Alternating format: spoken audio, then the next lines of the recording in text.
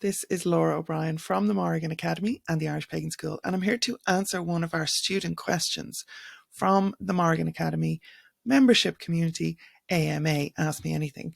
So within the community, Teresa asked about the chapter or the section in the Táin Bó Cúailnge, the cattle raid of Cooley, where the Morrigan is healed by Kolan.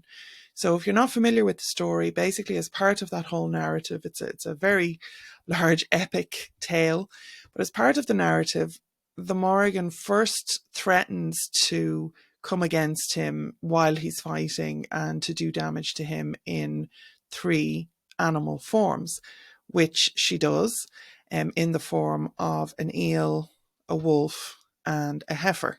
And he says that he'll injure her and he won't heal her until a judgment of blessing or a doom of blessing is upon them or something like that.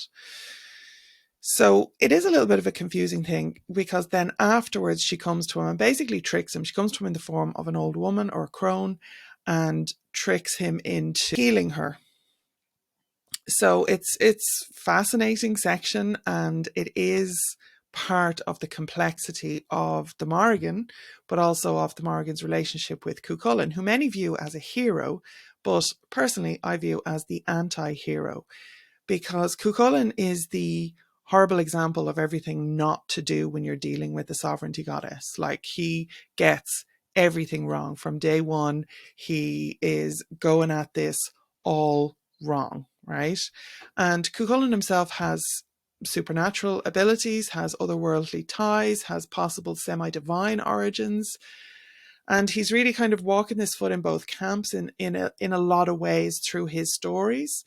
However, he just messes everything up, right? Literally every single thing he touches turns to crap, right?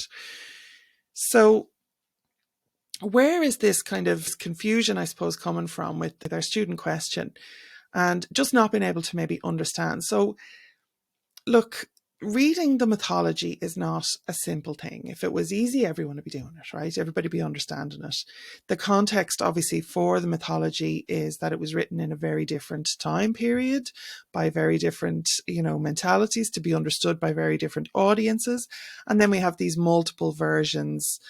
Before we even get into the different translations, we actually have multiple versions of the manuscript. For example, in the 3rd recension of the Táin Bó Cúailnge, there's like an extra bit where after she's healed, the Morrigan goes off in the form of a crow, Enoch, a scald crow. So, things kind of developed over time and get very complex over time. So possible ways to understand. Now, again, there's no easy answers. I'm not saying this is the one true way, right? But the narrative of the Morrigan and Cuchulainn in the context of the Táin Bó Cúailnge is really rich with symbolic interactions and deep thematic elements, and I believe particularly around the Morrigan as a sovereignty goddess.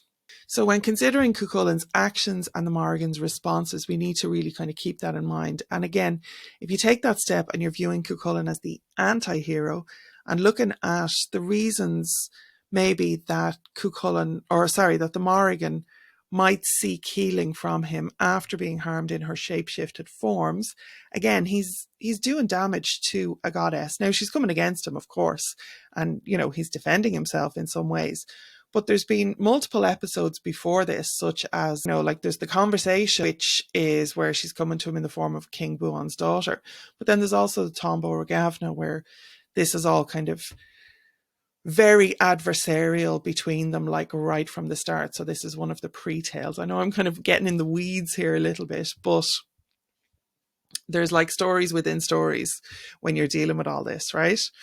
So it could be looking at the dynamics of power, right? And it could be a shift in culture. You could even look at it that way, between, respect and right relationship with the sovereignty goddess and the warrior culture that Cuchulainn very much represents. So those could be maybe part of the dynamic that's going on and the push and pull.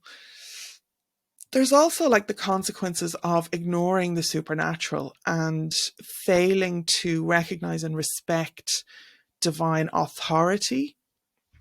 So when we kind of keep all those themes in mind, We could explain that situation by saying that the Morrigan was teaching Cuchulainn a lesson in humility and recognition, right? So her approach to Cuchulainn for healing, even, using her shape-shifting abilities, her supernatural abilities, her divine power, to shapeshift, gives him this lesson in humility, because even when he's determined not to heal her and he will never help her, it doesn't matter to her because she can find a way around that. She is like a goddess of strategy, right?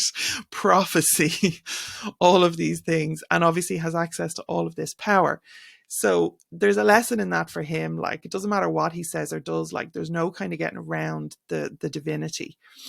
So his failure to recognize her in her various forms, and, the subsequent actions that he takes against her, really symbolize this kind of lack of awareness and lack of respect for, what is essentially a part of him as well, this supernatural world, this other world, this divine power. He is cutting off from the recognition of a part of himself in those ways as well. So tricking him into healing her, though, Morrigan underscores that necessity of humility and recognition and awareness and, respect for that divine power. And of course, there are consequences to that disrespect. So again, like, I would say all of the interactions really between the Morrigan and Cuchulainn are actually hostile. When you really get down to it, there's maybe the washer. The washer maybe is not as hostile, but everything in it is where they're adversarial, right? So a lot of people will read this and say that the Morrigan is Cuchulainn's protector, or her, she is his sovereignty god. Like, that's not what's going on there. I don't know how people are reading it that way, unless they're kind of, have these blinkers on about, Cuchulainn, the big Goram hero, which actually seems to be what's going on in a lot of cases, to be honest. There is this hero worship, this almost superhero worship of Cuchulainn, and putting a lot of stuff onto him, projecting a lot of stuff onto him. And I mean, we see this from American neo-paganism right through to the situation in Northern Ireland, where, both Catholic and Protestant sides within that military conflict that we have had there, they both took Cuchulainn as their symbol, so he definitely is a figure that people project a lot of crap onto. And I'm really trying to kind of get people to just look at what's actually going on here within that context of, again, as much as we possibly can, the concepts of sovereignty particularly, and of the understanding and relationship of this world and the other world, that would have been a huge and essential part of the narrative, both for the writers and the readers of this mythology at the time, right? Or the listeners, I suppose, when it's being spoken. Again, kind of to come back to it, like, that kind of restoration of sovereignty has to happen. And if we think about the sovereignty myths that we have, right, often it is the hero who will go to, or the king, or the soon-to-be king, who will go to the hag or the crone and take the drink, from the cup, for flaha. And this is how sovereignty is given. And again, it is so clear to me that Cuchulainn is like the imbalance here, because the drink is involved, the healing of the milk from the teat, and there is it's just so twisted, it's the sovereignty myth twisted up. And I think that that's a really important aspect to, like, Colin is twisting it. The Morrigan is the one coming in and restoring it, restoring sovereignty, restoring balance. And her healing by Cuchulainn, even through deceit, like, it just has to happen. And it's this symbolic restoration of the sovereignty that had been violated by his actions, continually violated by his actions. So look, I could go on about this all day. I'm writing a book on this, so I am sure I will explore all this much, much further in my book, Sovereign Secrets, the Morrigan from an Irish perspective, which will be out in 2025 with Llewellyn Publishers. So make sure that you're on the Morrigan Academy mailing list to get first news about that. Actually, you can go to morrigan.irish and you can literally sign up for first news of that.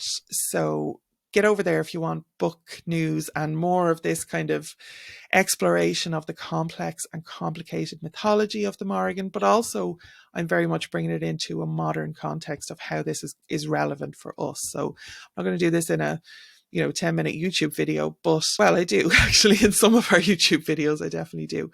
But also then you can go to the Morrigan Academy and you can join our community. So right there on the homepage, scroll down and you can see the link to join the community. And that is where I am receiving and answering questions. So if you have a question, even if it's a bit of a challenge like this one, you can absolutely go to the AMA section in the Morrigan community. It's a private community. We don't let anybody in. There's a tiny price of entry. So, and it's not on Facebook. It's an exclusive, private, unique community. So if you want to go there, if you want to have discussions with me, with other peers, it is a fantastic space that I really wanted to kind of set up off Facebook and not kind of open to everybody, just people who really want to get into the good stuff with like-minded souls who are interested in exploring the Morrigan. Now, I also have at the Morrigan Academy, if you are just new to the Morrigan and this is a little bit complex for you and you're feeling that maybe there's a push or a pull or something about the Morrigan, but you can't quite put your finger on it, I have a very new free gift for you.